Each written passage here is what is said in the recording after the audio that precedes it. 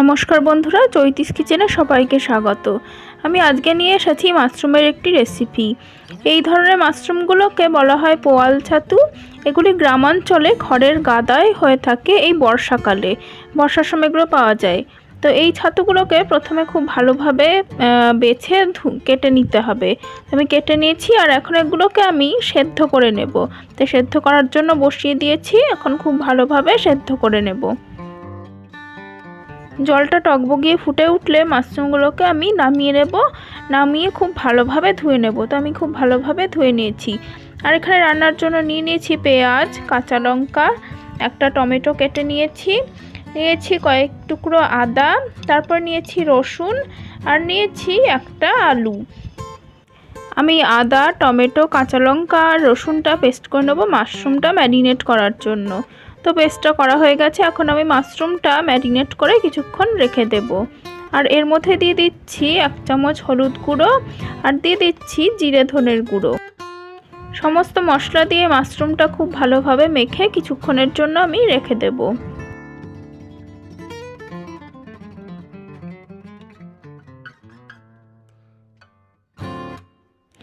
এখন রান্নার জন্য গ্যাসে কড়াই বসিয়ে দিয়ে দিচ্ছি পরিমাণ মতন সাদা তেল। তেলটা গরম হওয়া পর্যন্ত অপেক্ষা করব।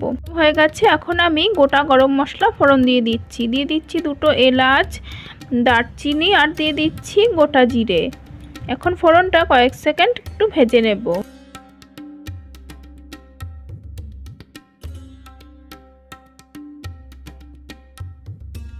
ফোড়নটা থেকে সুন্দর গন্ধ বের হলে আমি দিয়ে দিচ্ছি কেটে রাখা পেঁয়াজ আর একই সাথে কেটে রাখা আলুটাও দিয়ে দেব। আলু আর পেঁয়াজটা খুব ভালো করে লাল করে ভেজে নেব। আলু আর পেঁয়াজটা ভাজার সময় আমি দিয়ে দিচ্ছি 1 চামচ মতন লবণ দিয়ে সমস্ত আলু পেঁয়াজটা খুব ভালো করে ভেজে নেব। আপনারা এই ধরনের ছাতু যদি কখনো পান তাহলে অবশ্যই রান্না করে খাবেন। অন্যান্য মাশরুমের থেকে এটি খেতে খুবই ভালো লাগে। আলু আর পেঁয়াজটা খুব ভালো করে লাল করে ভাজা হয়ে গেছে। এখন আমি আগে থেকে ম্যারিনেট করে রাখা ছাতুগুলো দিয়ে দিচ্ছি। এখন কিছুক্ষণের জন্য সমস্ত মিশ্রণটা খুব ভালো করে কষিয়ে নেব।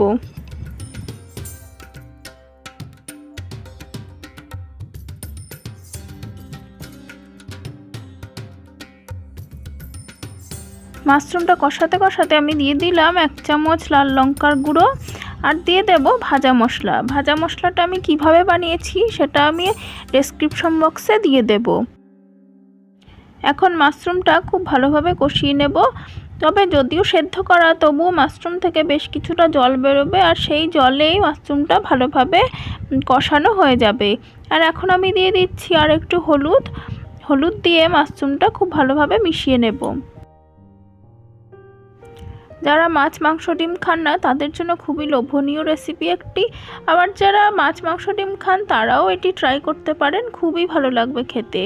আর এখন আমি দিয়ে দিচ্ছি অল্প একটু জলটা দিয়ে মাশরুমটা আরও কিছুক্ষণ ভালোভাবে কষিয়ে নেব যতক্ষণে এর থেকে তেল ছেড়ে আসে। আর দিয়ে দিলাম পরিমাণ মতন লবণটা আপনারা অবশ্যই স্বাদ মতন দেবেন।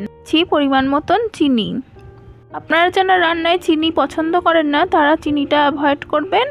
এবার সমস্তটা খুব ভালোভাবে একটু ঢাকা দিয়ে আমি কষিয়ে নেব।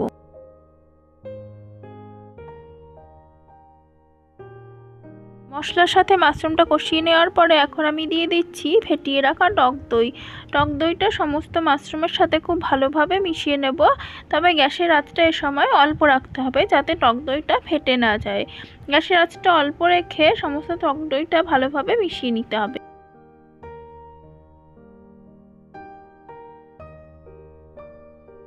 টক দইটা খুব ভালোভাবে মিশিয়ে নেবার পর আমি কড়াইটা একটু ঢেকে দেব। এই রান্নাটা এভাবে গ্যাসের আঁচ কমে রেখে একটু ঢেকে করলে খুবই ভালো হয় এর স্বাদটা। তো এখন আমি রান্নাটা একটু নেড়ে ছেড়ে দেবো, তার কারণ কড়াইতে একটু লেগে যাচ্ছে। তো আবারও একটু গ্যাসের আঁচটা কমে রেখে রান্নাটা ভালোভাবে নেড়ে দিচ্ছি।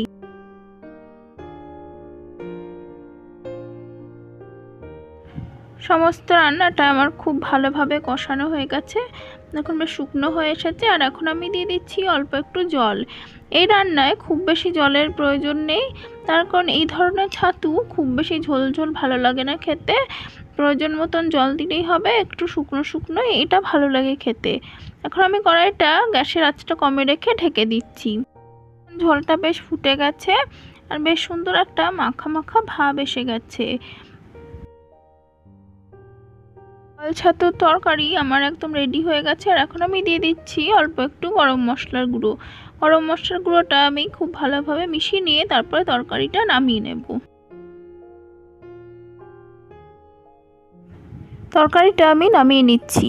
দুপুরবেলা গরম ভাতে অথবা রাতে রুটির সাথে খুবই ভালো লাগবে খেতে এই রেসিপিটি। বন্ধুরা, আমার আজকের ভিডিও কেমন লাগলো সেটা অবশ্যই জানাবেন। আর ভিডিও ভালো লেগে থাকলে ভিডিওটিতে একটি লাইক দেবেন। আপনাদের একটি লাইক খুবই মূল্যবান। আর আপনারা যারা এখনও আমার চ্যানেলটিকে সাবস্ক্রাইব করেনি তারা অবশ্যই সাবস্ক্রাইব করবেন এরকম আরও নতুন নতুন রান্নার ভিডিও দেখতে হলে। পাশে থাকার জন্য ধন্যবাদ বন্ধুরা।